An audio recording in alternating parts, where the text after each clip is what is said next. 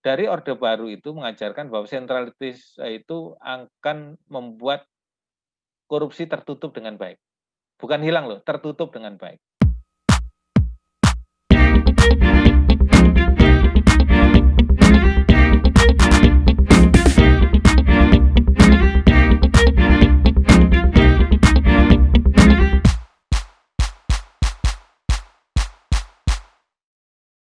Ini kenapa saya bilang keledai.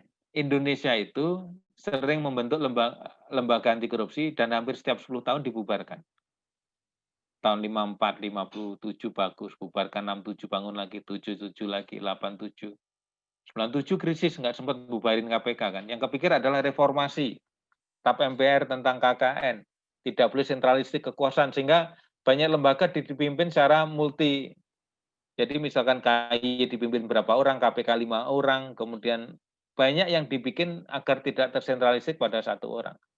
Itu cita-cita reformasi, karena dari Orde Baru itu mengajarkan bahwa sentralitis itu akan membuat korupsi tertutup dengan baik. Bukan hilang loh, tertutup dengan baik. Karena korupsi itu hanya tumbuh di situasi feodal, totalitarian, atau istilahnya pengumpulan pada kekuasaan. Jadi sebenarnya teman-teman kalau kita amati Omnibus Law itu, saya nggak terlalu tertarik dengan misalnya upah buruh atau misalnya isu lingkungan. Saya tertarik pada sistem perundang-undangan kita. Bagaimana mungkin puluhan undang-undang disatukan menjadi satu undang-undang, kemudian itu akan diturunkan dalam bentuk peraturan pemerintah PP atau sejenisnya, yang jumlahnya juga ratusan. Maknanya apa? Yang membahas kemudian adalah di level eksekutif lagi. Undang-undang kan sebenarnya kewenangan antara rakyat di DPR bersama pemerintah.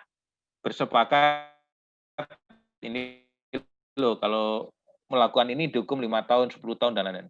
Begitu omnibus, kesepakatan dan penjelasan detail dari itu ada di level nanti PP, di mana rakyat, DPR mungkin tidak terlibat lagi, kan itu ranah eksekutif. Partisipasi publik semakin rendah, karena memang ranah eksekutif.